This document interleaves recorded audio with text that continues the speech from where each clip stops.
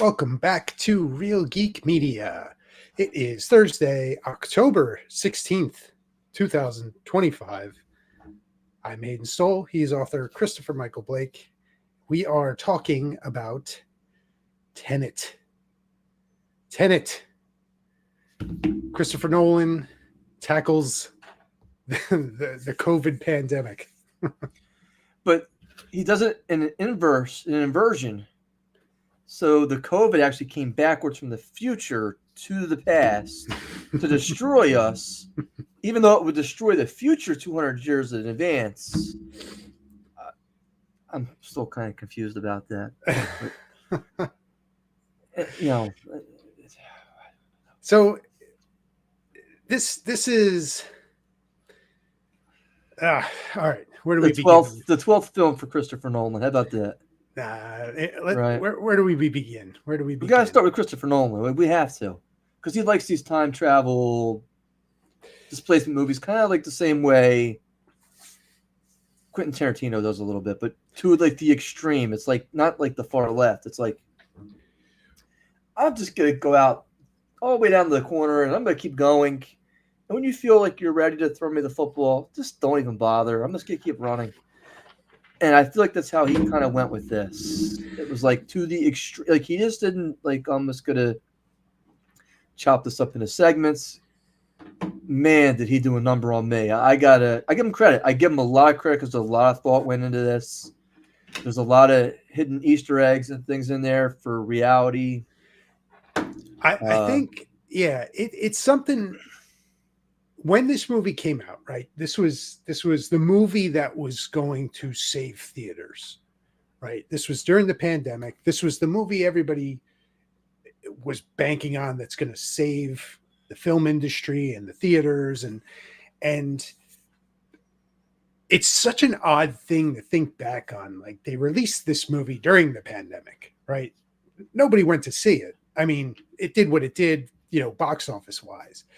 I didn't see it in the theaters. I saw it when it came out on digital. And I got to be honest, like I said, this was the height of COVID. Everybody's working from home. And I watched this thing so frequently that I was obsessed with it. I would watch it and I'd think about it. And then the next day I'd watch it again and be like, I have more questions. And I'd go back and watch it again. And it was something constantly that I was thinking about. Who dropped you on your head? Now, you say that, but there's a lot to this movie. And yes, there are a lot of moving parts. Yes. And to Christopher Nolan's credit, this is not a highly visual effects driven film. A lot of what you see here is practical, expensive, practical, and the real mind blowing stuff in almost like, the first time you saw The Matrix kind of way is the inverted scenes. The getting a little ahead, but at the Freeport, when the protagonist fights himself inverted, and we start to see later on the car chase inverted and all these other things happening inverted at the end of the movie. And it's really makes you stop and go, I got to see that again. I need to see that again. And then, you start to see like, oh, we saw this part. Oh, wait, no, we're seeing it from the other side now. And this is a movie like it the midway point of it is kind of like where it stops going forward and starts going backwards. From Freeport, we start going backwards. And it's really interesting. Like, the way that it's set up, and it's very confusing. A lot of people, I don't think there's really any explaining this film, right? It's just got so many ideas and so many just things just come flying at you that I don't think you're ever going to really understand what it is. But it's something that I can appreciate the effort that he went to really try and make this some kind of cohesive story and feel like a cohesive story that has, just a lot of just big moments and twists and turns in it. I like this movie. And as flawed as the story is and just how it kind of all ties together, man. Like there's some stuff, like the inverted stuff blew my mind when I watched it the first time. The car scene, and one's going backwards, one's going forwards, and that's all practical. That's not, there's no visual effects with that. It's really cool. But it was something that I appreciated when it came out. Rewatching it again, I still like this movie. It's very confusing though. I can appreciate the Matrix reference with this movie because I love the philosophy of the Matrix, that we are not in the reality that we are supposed to be in, and that whole Buddhist mentality. But The Matrix is not one of my favorite movies. A lot of people praised it for its groundbreaking moves. I did not think then it was a particularly good movie. I was like, and then the sequels just got worse and worse and worse. And I was like, because it got away from the philosophy of things. Be that as it may, this is not The Matrix. This movie had excellent acting, in my opinion. The actors in this movie, I mean, all four of them really do a great job. And I love Kenneth Branagh, but he was probably the weakest person in this movie in terms of their acting, which speaks a lot because he's probably the closest thing we have to a Shakespearean actor who comes through to the big screen, both England and America. That also being said, I like to think I'm a creative person, and I'm an idea guy. And Christopher Nolan with this movie just put me to shame. I mean,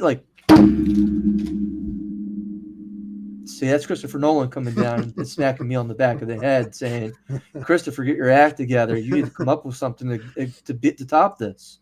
And I don't think I could do as many drugs as he did to get this movie made.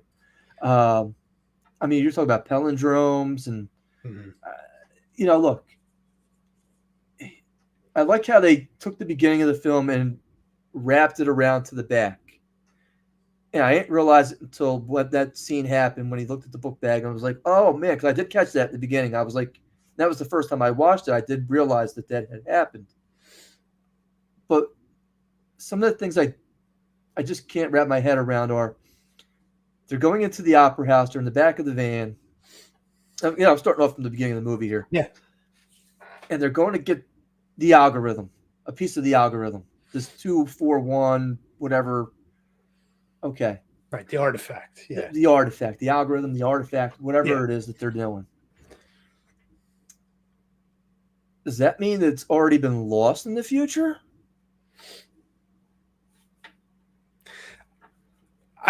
I mean, because that's what I'm thinking to myself is, if he knew where it was going to be before that, why not go in and do an Ocean's 11 type thing and steal it before then?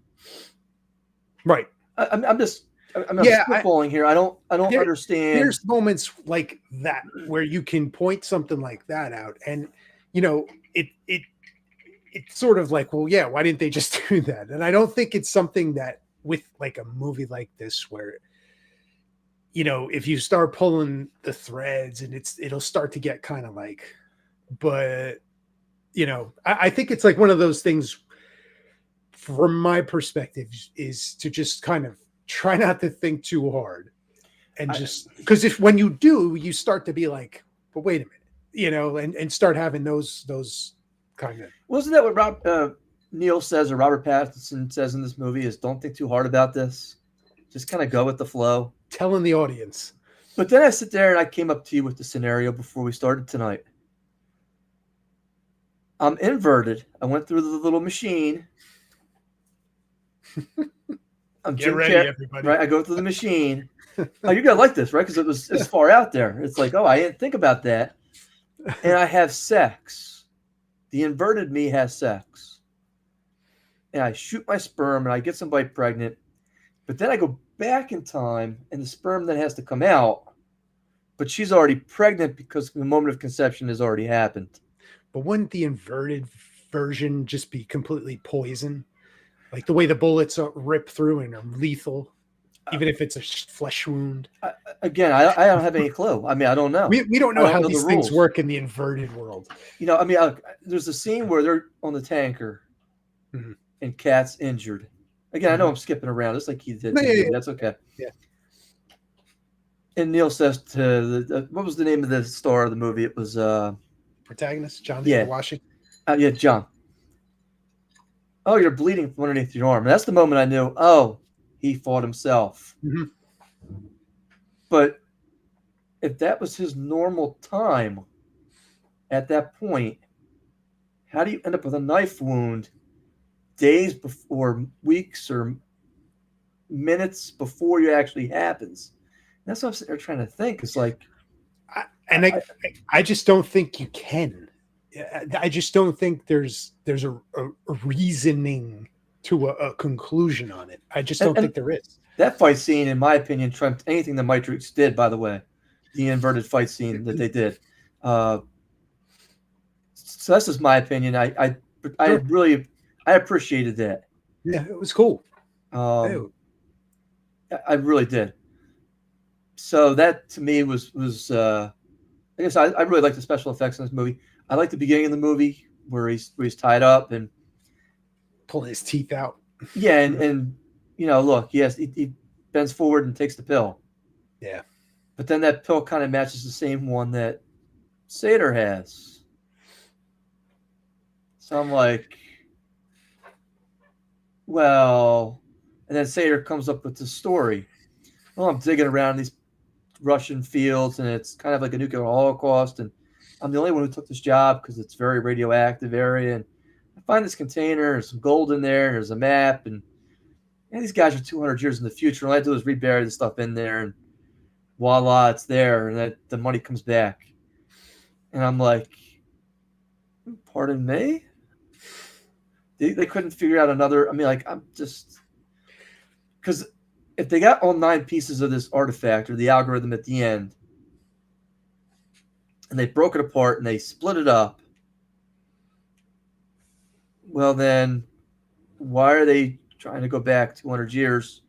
Why not go 250? Is it because it's the moment it was found? I mean, I don't know. I mean, I get what you're saying. Like I said, I don't know if there's too hard. Yeah, I know. I just don't know if there's because you could go down that road and you could really, pick these singular things apart. And does it make you enjoy the movie better or not? For me, this was basically try and shut it off as best you can and then watch it and just kind of let the movie entertain and let it just kind of dazzle you with its ideas. So another issue I had, that's not so much an issue, it's a question. I really don't have any issues with this movie. I thought it was well acted. I thought it was well directed. For me, Christopher Nolan is hit or miss. I was all excited to watch Dunkirk when it came out. I did not like Dunkirk. And I got it like a half hour, 45 minutes into it. I shut it off. Yeah, I didn't like it. Memento, The Prestige, I love those movies. Love those. Yes. The Batman movies, huge fan.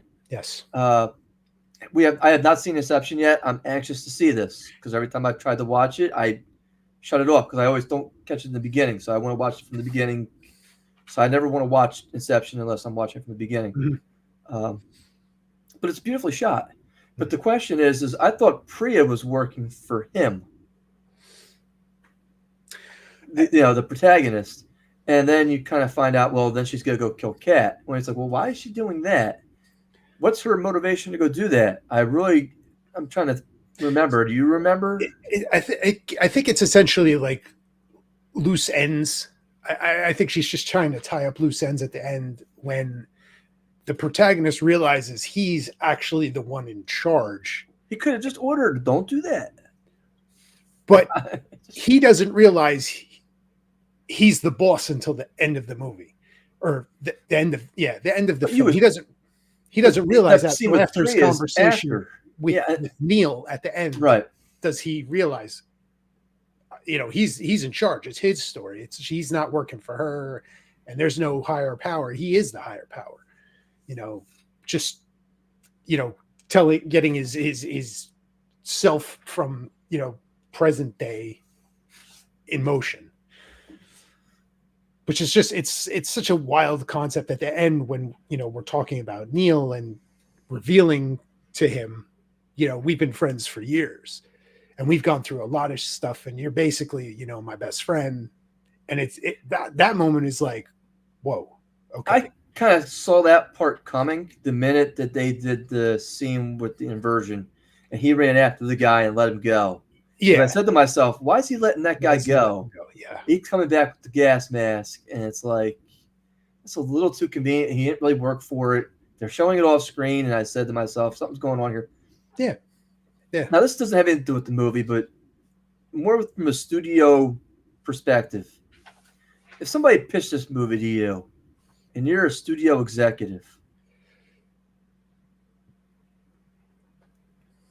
are you doing a hard pass on this? Well, here's the thing. Because what's the genre here? Is it spy thriller? Is it what you're missing? Is it science fiction? Is it a mix? Is it action? It is a spy thriller with sci-fi twist. And honestly, if Christopher Nolan's coming into the studio pitching anything, they're going to greenlight it because he's Christopher Nolan. And that's the only reason I can see how this got made. You and I walked into the studio and tried to pitch this, they'd tell us to take a hike. Hey, I don't know if we could pitch our seagull movie yet. Well, if there's inverted seagulls, we're even further in the green, man. Can we just get some women in some bikinis? Can we just start there? Please, just a few. Just a few. Oh my goodness! So, what did you think of the end scene, the end battle scene at the site? That was the most unpleasant part of the movie for me. Okay. I thought it was pretty cool, the guy getting walled up into the thing, but I thought it was very confusing. You have two different timelines. What do they call it? An inverted pincer movement? Yeah, is that the term that they use? Temporal pincer move. Right, a temporal pincer move. And it's the same one that Sator used during the car sequence. Which didn't make sense for me at the time. Yes. Because he was going to go get the artifact or the algorithm for him.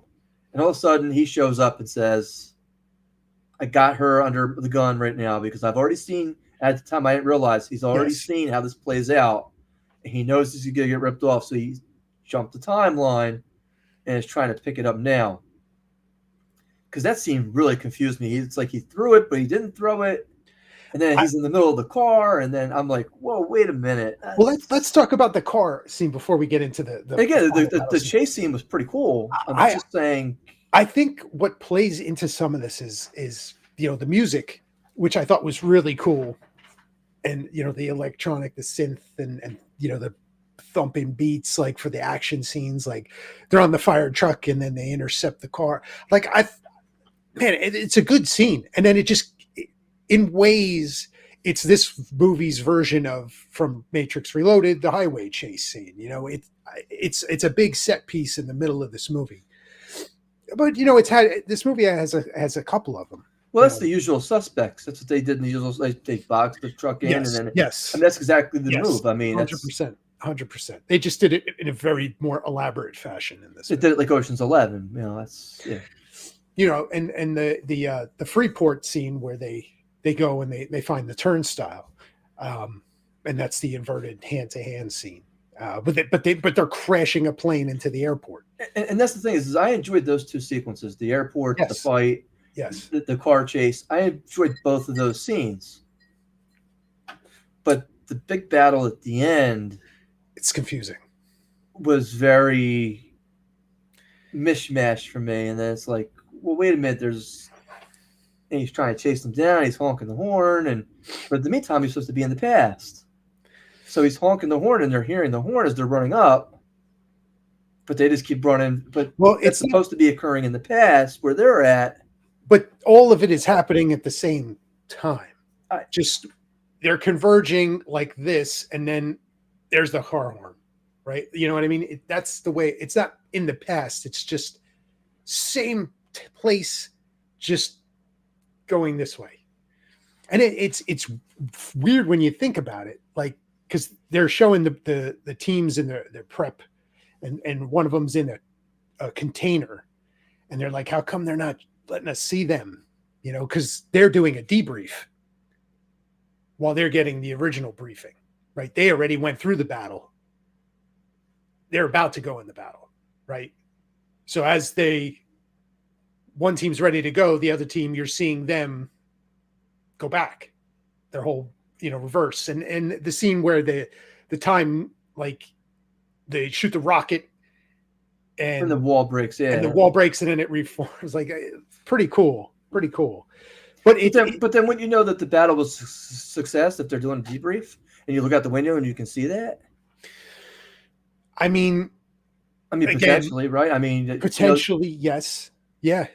And that's like another one of those threads you can pull on and be like, but wait a minute, you know what I mean? And this type of movie is almost like the more you do that, the less enjoyable it is. So I tried to steer away from that and just shut it off and just enjoy it, right? Because you can pick these things and go, well, wait a minute, how are we still doing this if they didn't succeed, or if we didn't collect it and we lost? How is it still going to go forward, right? Now, one of the things that I doing my research before we came on tonight was in the palindrome sequence. You know what that is, right? With the Pompeii hieroglyphic. Have you seen this thing? Yes. Yeah. Okay, it's got the words in there, and one of those words is in the middle, Tenet. Yeah. And I guess that battle scene takes exactly 10 net minutes. And it's 10 net.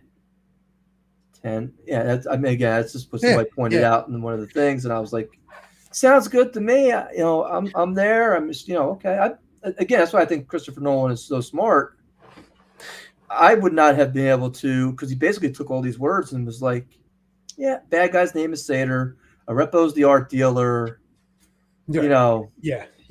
And then they're even saying Neil's actually Maximilian. Right. And then the lean is inverted to Neil, and then that's it's interesting. Like even the movie itself, it meets up in Freeport and then it goes this way, and that's Tenet the same way. You know what I mean? The whole thing is like, did he mean to do this or not? And I don't think Christopher Nolan's the type of guy to just be like, oh yeah, I meant to do that. He wants you to think about it. Like, he's never going to tell you those little things he puts in there. He wants you to stew over it and think about it and make your own theory,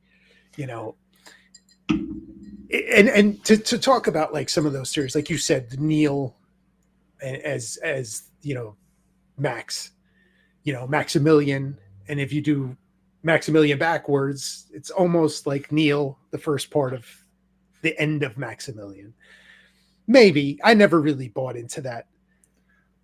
I can see how the time decades between Robert Pattinson and everything else would be very far-fetched. That's to say that. Agreed. But this is a movie I wasn't bored during it because I was trying to figure things out as they were going on, and you were almost forced to pay attention. Yes. Because even in the slow scenes, it's like small things are kind of happening. We titled this episode, We Live in a Twilight World. Right. And our friends are... There's no friends. There are no friends in the dusk. Right. Yeah. And that's because they're operating within the gray area. It's like, we're not supposed to be doing this, but we're doing it anyway. Now, let me ask you a question. If he's able to send people back and invert people, the protagonist, does that mean he has all 9 pieces of this? It's a good question. I mean, how else is he doing it? I mean, at some point, what was the soldier's name? The other one. Hold on, I'll tell you. Ives. Yeah. It looked like, basically a UFC fighter, basically. Essentially, Ives, Neil, and the protagonist have the 3 parts, right? So either they continue to work together, or maybe there's a falling out and they take it over from Ives. Because Neil and the protagonist, they are obviously... Doesn't Neil give it back to the protagonist, though? Neil does. So And that just he's got 6 out of 9 right there. yeah, so that just leaves Ives in the way, and I figure at some point Ives may run into some issues. I mean, once the protagonist is awoken to him having control, I mean, you see him pop up like at the end, right at the end, where with Priya, he just pops right up. He's in the back seat. You know. Now, I had to give praise for one particular moment in this film that I was extremely impressed. I don't know her name. She's an actress. She's been in several movies that I've seen her in. It's the lady who played Kat. Elizabeth Debicki. Okay. Yeah. Thank you for saying that. I don't know if I could say that 3 times fast. She's on the boat with Sator at the end, and she's playing her younger version because he believes that she's already killed the future version at this point. However that works. Okay, I'm there. And he's there kind of just to do his last goodbye. He's going to take the pill. He's going to kill himself, and that will be it. They'll know that the algorithm is there, and or the 200 years from now, which again makes no sense to me, but that's okay. I mean, he's dead 200 years from now, either which way. It's, okay. Wouldn't it, the world ends with his death? Right, allegedly. That's what they were saying. Okay. Yeah, right. And she fools him and then takes her revenge for the gunshot that she ended up having. And I'm sitting there watching while he's on the phone. And she's squirting all that crap on the deck. And she's removing the ledge of the piece of the ship. And I'm like, what is she doing? And man, was that a great scene when I actually saw her slide him off the boat. Yeah. And I was like, she knew exactly what she was going to do. She set him up for it. And I was like, wow, okay, that was just a great scene. She did a fantastic job in this movie. I can't. She was good. Yeah. Even the fact that, hey, look, I'm going to give you this phone. I'll check the messages. And basically it's an inverted phone. And you tell me when and where that you think something bad's going to happen, and I'll be there to stop it before it happens. Yeah. And I thought what a great scene that was, too. Yeah, yeah. So, there's a lot of good stuff here in this movie. Yeah. Would I watch it again? I don't know that I would. I think it's worth another watch because you'll pick up things, or maybe you'll understand some of what you may have questioned a little better. I'm telling you, I've rewatched this movie probably more than any person should. And I blame COVID for that because we're stuck in the house, right? So I just rewatched this thing, obsessed with it. That, it's just, there's something about it, and just enough to get you like thinking about it, that you're just, I got to go back in and see this again because I missed something, and then I'm going to see what they were like, what I missed, and it's going to make more sense to me. I've done that so many times with this movie. Still don't understand like a lot of it. It's for me, it's an enjoyable rewatch. And I could say, I agree with you with Dunkirk. I watched it once. I never want to see it again. Right. Interstellar. I've seen it. I'm not a fan of that either. It didn't blow me away. I will watch The Prestige. I will watch Memento. Insomnia. I will watch. I would give Insomnia one more shot. I wasn't a big fan of it. It's okay. Yeah, it's okay. It's okay. But it's a cool setup, and it's an interesting setup. And you got 2 very good actors in there. But Inception is one that I absolutely love. To me, Inception is my favorite Nolan film. This is up there. That's high. That's high speaking because, again, I really loved. The Heath Ledger Batman movie. That to me was just. That's a great film, man. That's a great film. What a portrayal of the Joker. It's in that movie. He carries it. Heath Ledger does in that film. Nolan did so good with those movies that anything like the Zack Snyder, DC stuff. I thought Ben Affleck, his look and his physical presence as Batman and the suit was awesome.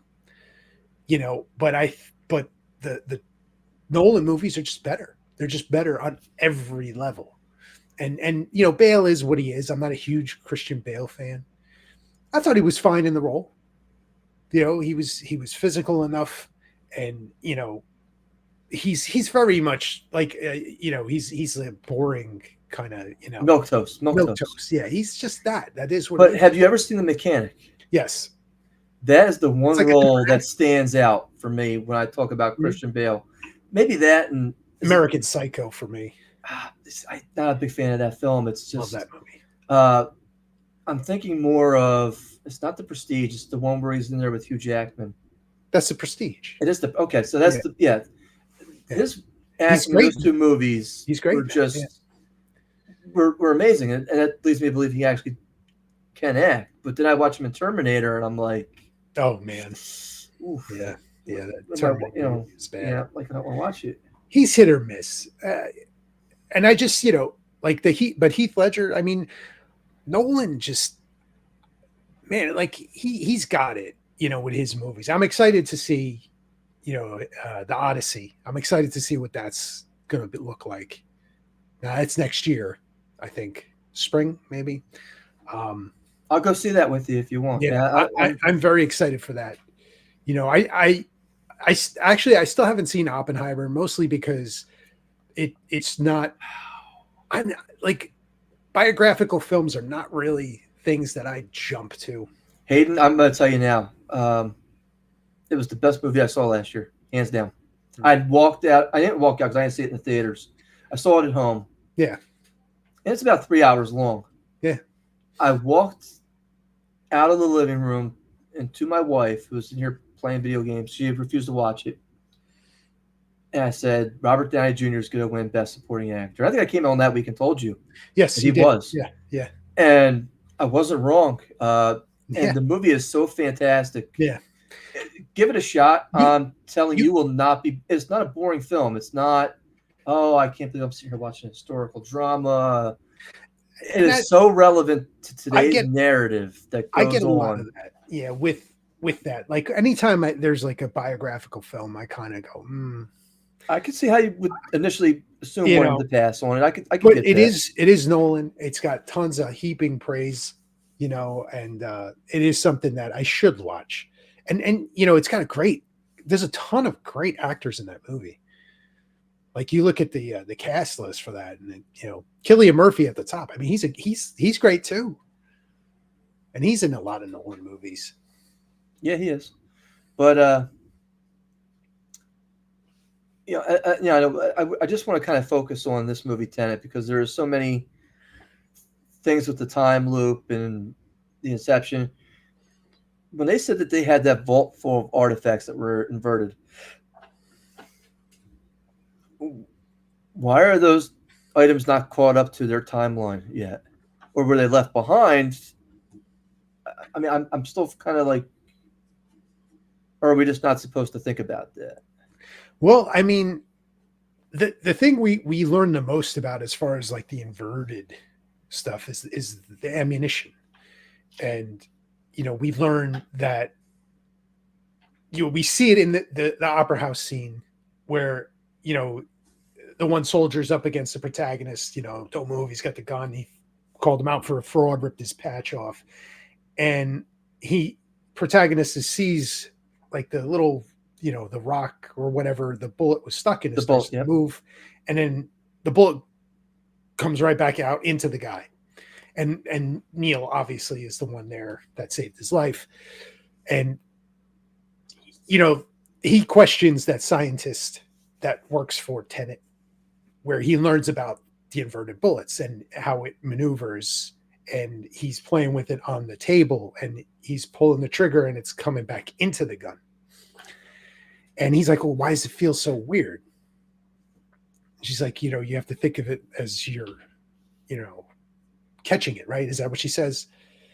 And that's I think the most we learn about an object that is inverted, right? Those other things that are there, we don't learn too much about, but the bullets we do, and that they come through in either like the turnstile from a future time, and now those bullets are playing backwards while the rest of the timeline is moving forwards, which is interesting.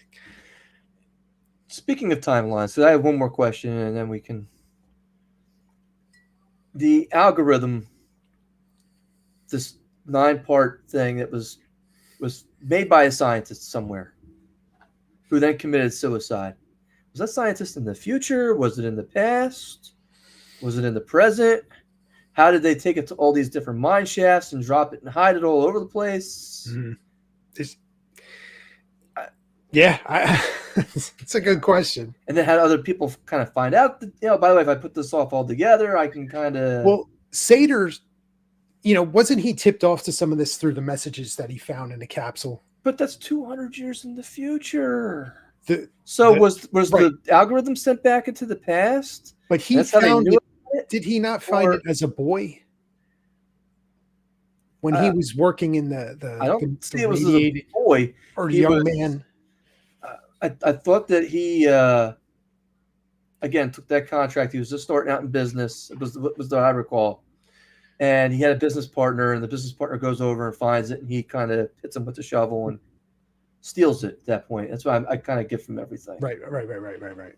So he was just kind of starting out in Russia, basically cleaning up radiation, which nobody wants to do. Right. I mean, you got like the pooper scooper and then that guy. It's like, which one you got to do for today? Right. But so I just have questions about, because then how do they find out when they're explaining this to the protagonist? Well, this is how this stuff kind of came about.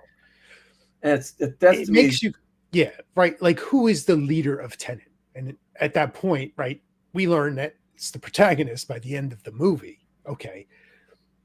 So he built the whole organization, and he built these people that are in the present day moving forward, not inverted, that he shared this information with and recruited at some point, right? But they don't really know that he is their leader at that time, right? It's just very, like, you could really spend so much time just going down the rabbit hole trying to understand it based on what. Or maybe they do know that he is the person, and they just were told to keep quiet, kind of like Neil was. Well, Neil knew, right? And he didn't let on too much, but I don't know if that would have been shared with like this scientist here. That's right. But the guy who was giving him the debrief in the beginning, the guy who was in Insomnia, that guy, yes, he would he seems like a chief or something. Like, okay, right. And what the team that he was with at the beginning, right? Like, clearly, it was a test, right? But those rest of the team are really dead. They're gone. We see the one guy is tortured basically to death. That he failed the test. He failed the test. So they failed the test. He passed the test. They gave him the oral surgery, put teeth back in his mouth, and now they've given the chance to join. Right. That's kind of a wild test to put somebody through. But again, he's putting himself through it when you think about it. Which, like I said, you could go and pull these threads and go down the whole, and it just kind of makes you think. And I think some of that is the point with Christopher Nolan, is he wants you to do that, right? He wants you and I to sit here today and talk about this movie, because there's so much to talk about. And we're not going to be able to cover all of it in now almost 40 minutes. There's tons of other things that we haven't even touched on in this film. And give me some of those things, Hayden. Tell me what other things that you wanted to touch on. Like the other side of the turnstile, when you come out and now everything is backwards, right? You have to wear the breathing apparatus because your lungs can't process what is already breathed air, right? So, and the way it's filmed is basically he's walking backwards but played as walking forwards, so it looks awkward in places, in some places. And I think he intentionally, because obviously you're not going to have somebody smoothly walking backwards and out of a car making it look like he's going into the car, and that scene where he's through the turnstile and he's just kind of weird, and some of those moments where they're in the car on the highway going to catch him, and they hear on the radio, is that Ukrainian? Is that Russian? No, it's inverted speech that they're picking up, which was Sator talking as we hear it, as we see it play out the other way. It's him talking into the radio, right? So when you watch that scene, you see it forward, you see it backwards, but you have to almost watch it again to really go, holy crap. Every part of that scene, those little moments, all line up on the other side. And that's what, like, it's such, for me, it's such like a feat that he was able to put together a scene like that, where every little minutia thing, you see the first time, and then we're seeing it again backwards, and it's starting to make sense, like to the point where the briefcase was thrown and it's a decoy or this, and like it's just, it really makes you just think, and seeing the protagonist come out in the inverted side for the first time, and you're just kind of experiencing the birds are flying the other way, he's driving the car essentially backwards, and it's just, you see how awkward he is with it, and it doesn't blow up, it freezes when at the end with the accident, right? Like it doesn't explode, it freezes over, right? Which is, it's just that there's so much in that one scene, that chase, that it's really like, wow, I got to see this again. And this is part of the reason why I watched it over and over, because I thought it was just mind blowing watching it. Like I said, the only comparison I have is watching like The Matrix the first time, and just kind of get that wow. But if the government can go back and invert at any time, which is what they're saying, when they can invert all those soldiers, they got them all lined up. I'm just sitting there like, then what do you need this algorithm for? Well, I think the point of the ending was they needed to obtain it because Sator was going to kill himself, and that was going to in turn destroy the world. So they had to capture it in order to preserve life, right? But how do you come up with the inversion chamber and all that? I mean, you know what I'm saying? Well, that's never explained, right? Like, and I think part of that is based on what he finds in the ruins, right? When they're in the radiation cleaning crew, he finds either, how to make these things and what this does, and he gets all those gold bars or whatever he finds. Was it gold bars? I think it was. Yeah. He would get, which helped him create that, and it's like he's the Bond supervillain, and the protagonist is essentially James Bond, working for MI6, which is Tenet, and that's this movie, right? It's a spy versus spy kind of, thing, like, do we need to know how the bad guy became a bad guy? Do we need to know? But then how's the government get a hold of this technology? I'm just sitting there like, well, I don't even know. Like, is it the government? It's a shadow organization, right? Tenet probably isn't going to be on the books anywhere. They have Neil. Neil's an international agent, right? Like, he's not American. Priya, she's Indian, but clearly expendable, Very interesting, man. Like, I see, I thought you would like this movie just like the spy aspect alone, because it's a very, Chris Nolan takes on that James Bond genre type of thing. I thought you would be into something like that. Did not hate it. Yeah. I was just, it left me with more questions than I had. Oh, of course. And now, sometimes I like thinking about things after the movie's over. But when it gets to the confusing part, and I'm sitting there going, my head's starting to hurt. Like, but wait a minute, I just can't. Okay, that makes sense. But what about this? Oh, a half hour later. Oh, so that was him who went back in the beginning and saved him with the string. And okay, yeah, right. I see that now. And yeah, but doesn't that mean? And but so yeah, it left me with a lot of questions. Again, I didn't hate it. I thought the acting was awesome. I thought the direction on the film was very good. I thought the writing on the film, Christopher Nolan gets a lot of credit for writing this because it's very creative and very original, which Hollywood does not want to do. So full credit to Mr. Nolan for this movie. I just don't know if I would sit through it again at 2.5 hours to It's just worth it. I'll just say this to you. It is worth it to give just it be a watch. befuddled again. I'm like, God, do I really want to be befuddled one more time? And yeah, I'm good, thanks. I got so much on my to-do list. I'm still trying to watch Black Sure. Phone. Yeah. I haven't watched that yet. I'm like, I think I'll watch that instead. We got a sequel coming up. I'll watch that. Final thoughts, Hayden. I love this movie. It was one of my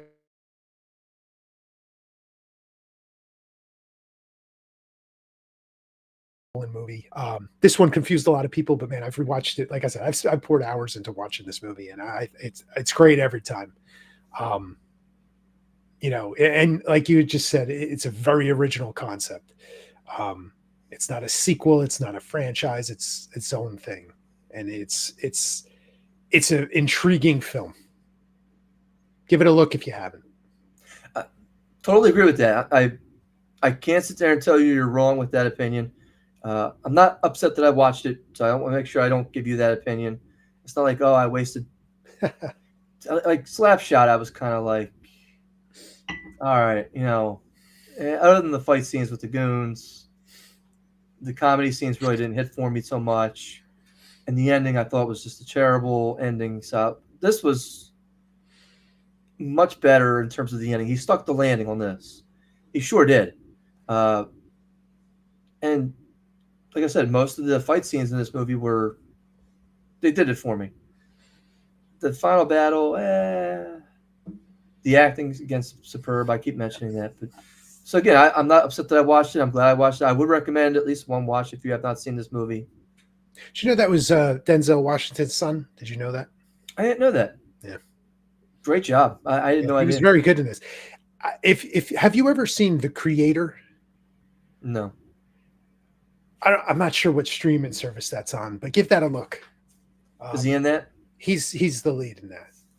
There's a movie called Picket Fences. Have you seen this? Or Fences? I don't know if it's Fences or Fences. Yeah. Fences. Yeah, Fences. And Denzel's in that. Yes. And I don't know how he didn't win an Academy Award for that movie. He's such a good actor. He wasn't even nominated, I don't think. And that movie is just so powerful, the way he's bringing his son up and and talking to his son about the level of daily problems that he has, which is a lot of problems. I'm not trying to do a review on Fences. No. But it's just, and then the mom has her issues, and it's just an imperfect movie about imperfect people, and I love it. And he is so good in it, and I'm like, wow. Every time I say that on as I'm passing through I've stopped and I have to watch because I'm mesmerized by his performance in that movie. So a lot of what he does, real quick before we wrap this up, Denzel, man, you can't go wrong. The man puts it all out there every time. And I think I said to you on his latest one that's on Apple, Highest to Lowest, good movie. Good movie. Yeah. I mean, I don't know how you feel about Spike Lee movies. They're hit or miss for me. I like Inside Man. Inside Man's great. I like a lot of it. This movie is good. It's good. Yeah.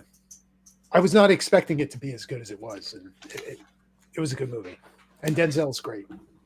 Now, before we go to the box office, Hayden, we are not going to be broadcasting on the week of the 30th for Halloween. We'll be back the first week of November with Body Heat. So that's on November 6th. Hayden, we had 4 movies. Yes. And 3 contestants. 3 contestants. The Battle Royal took off, and here we go. Hayden, we ready? Go. The Taylor Swift movie, Official Party of the Showgirl. You said 70. Oshel said 80. I said 75. Official number was 33. Did lead the box office, but it was only a limited release, which is information we didn't have at that time. I'm surprised it was that low, to be honest with you, because remember when I looked and the theaters were like filled. So I'm surprised it was that low. I think if they had done a wide release, it probably would have made 50. I'm thinking at least. Yeah. But again, still enough for the biggest box office for the week. We go to the second movie, Tron Ares. I said 22. Oshel said 25. You said 30. I had a fun time on X telling people who were posting glorious things about this movie, how it wasn't going to make $20 million. And boy, was I wrong. It made 33 and a half. Still took a drubbing. Yeah, it was. But again, bad. Hayden, you went 2 for 2 so far. Halfway there. After the Hunt with Julia Roberts. This was released in like one city, I guess. Not a wide release. So I almost want to discount this one. Oshel came in at 12 million. It only made 200,000. So I don't know if they're planning on releasing this closer to the Oscars. Okay. So, but it was released. It wasn't like it, but just, I guess, very limited. So kind of keep that in mind. So 2-1 with you and Oshel. Kiss of the Spider Woman, the Jennifer Lopez movie. Yikes. Hayden, you said 800. You said 8 million. Mm-hmm. Oshel said 3. I said 5. Yep. Actual retail number. Is it like 1? 840,000. Oh, jeez. Didn't even break. It came in number 13th. That was its opening weekend. That's bad. That's so bad. You and Oshel both tied, and by default, you remain the champion. You walk out of the steel cage. Oh man, that was a bad weekend. We got 3 movies this time. All right, here we go. I mentioned this one already. The Black Phone 2. You have an opportunity to go first or defer to me. When's this come out? This weekend? Tomorrow. I guess actually tonight. Yeah, tomorrow. Tomorrow. Okay. I'm gonna go.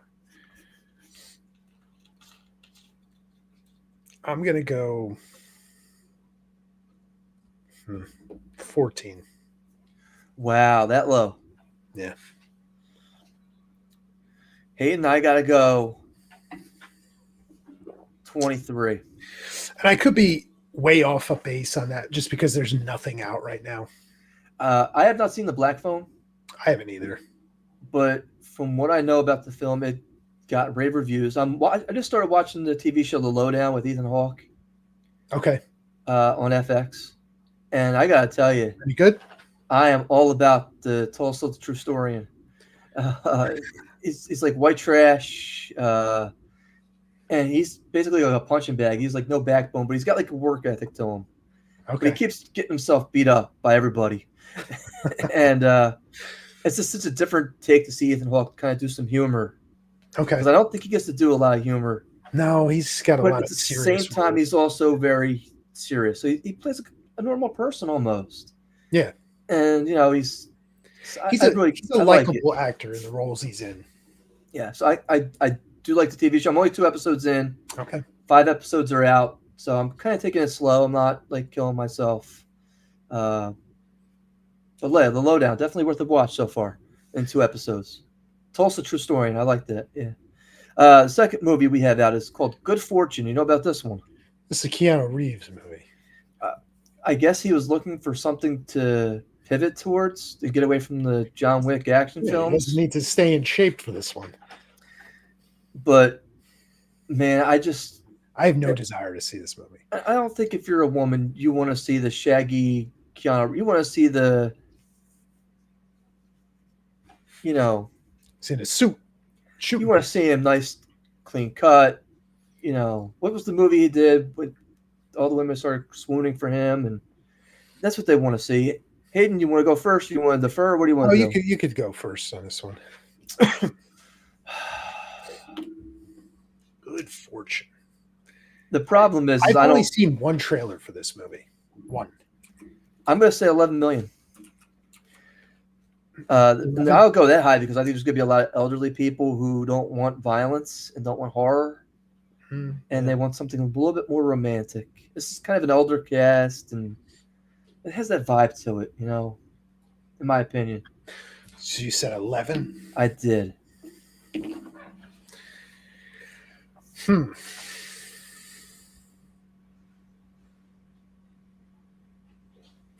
don't want to do it, but I might do it and go 13. Go ahead. That's fine. We're good. I don't like doing that like that, but Sorry, because the third one. Here we go, Hayden. here we go. You're walking into my trap for the weekend. I'm ready to give you the Greg Valentine elbow, Oh, and here then give we you the figure four. Here we go. Let's go. Going anime. Chainsaw Man, the movie. Now, Chainsaw Man. I was shocked because I did the preview for this during the Infinity Castle. How big this series was. It's only 12 episodes, but I guess it's huge. And Demon Slayer did so well at the box office. Yeah.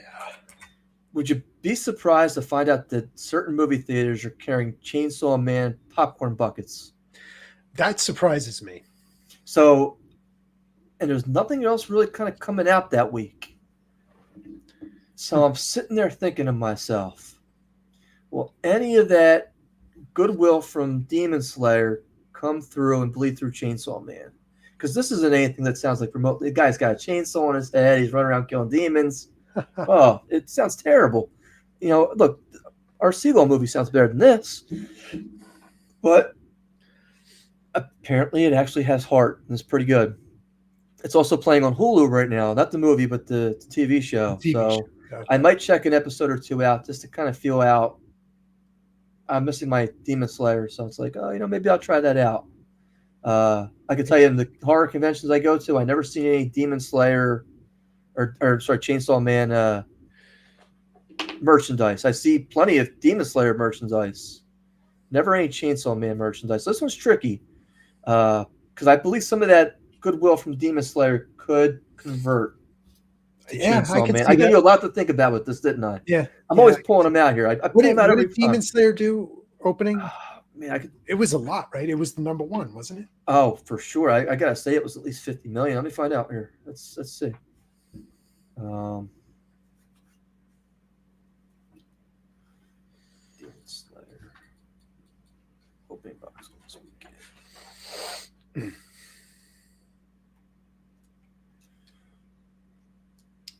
70 million in September. That's a big opening. And they already filmed all three of the films. I mean, it's not like they have to go back in and yeah. And again, much bigger in Japan than the U.S. by the way, too. Yeah. So, or Korea, wherever it's Korea. I don't know. Yeah. So give me a number here, Hayden.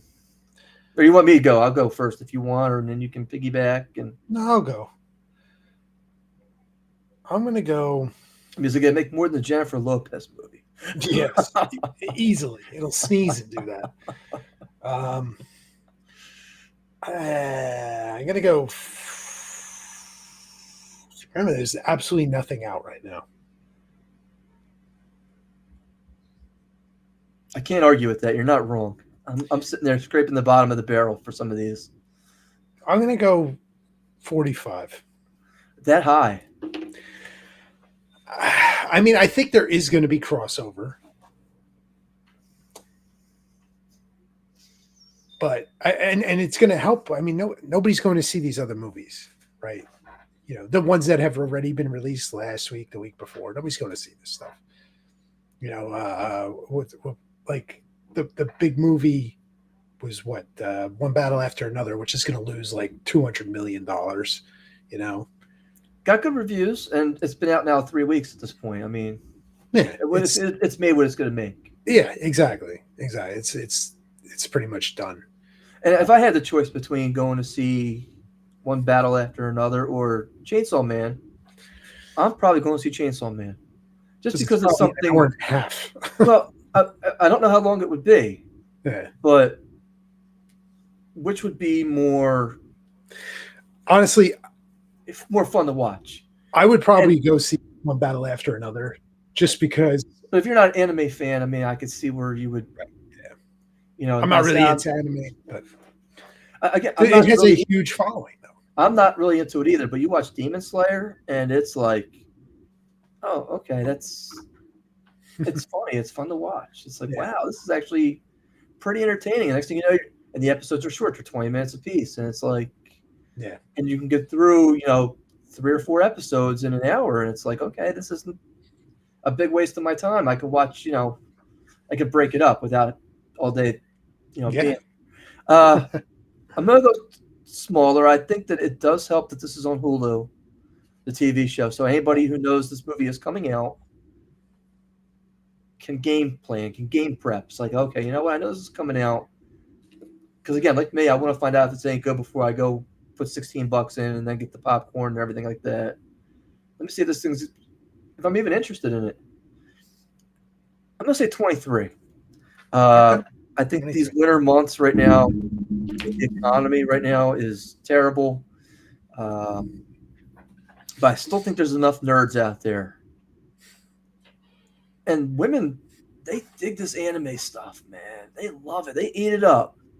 So this isn't, if you're a pair of nerds and you're in love, this is the kind of date night you can go to. There you go. I mean, look, let's face it. They're putting all the Diane Keaton movies out right now because there's nothing else out in theaters. Yeah. And I hate to say this, 20 years ago, Diane Keaton, all right, maybe, but today, I was mentioning to the people in the class I take, I said, anybody here know who Mr. Rogers is? And they're all in their 60s, so they all know. But then the people in their 20s were like, oh, no, I know about him. They're making AI stuff with him now. Yes. Him and Randy Savage are yelling at each other, or him and Jason Voorhees are watering plants. I saw one with him and Eazy-E where he helped him write. Did you see that one? I watched a little bit. I didn't watch all of it. It was so stupid. I was just like, I can't do it, Hayden. I sit there and I go, I can't do it. I can't. That's the Matrix. It's like we were in the Matrix already. We have to have a second layer of Matrix. Yeah, there you go. And that's all I got for tonight there, Hayden. We're going to do the news next. I got some good stories here. I can't wait for them. All right. I'm going to be educating tonight. All right. So I hope you guys like what you heard and saw. Thank you for tuning in. Give us a subscribe. Give us a like. And we'll see you. You said November 6th? November 6th, Hayden. We're going to talk about body heat. We're going to be doing we are in the Twilight. We're in the Twilight world. But there are no friends in the dusk. We'll be back with the news.